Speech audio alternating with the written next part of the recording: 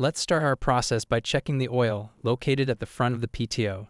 To ensure that your rig runs smoothly, always check your oil level before engaging the PTO.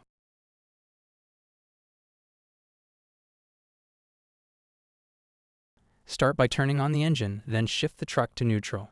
Once the truck is in neutral, shift the PTO/road selector to drill mode. The green light will indicate that the PTO is in drill mode. Next, shift transmission to reverse to allow splines to line up and the PTO to engage. Shift transmission back to neutral and then to 7th high. After this is done, reposition the throttle switch to remote throttle and turn remote power on. Set the engine speed to 850 RPM. Your dashboard will now display PTO engaged.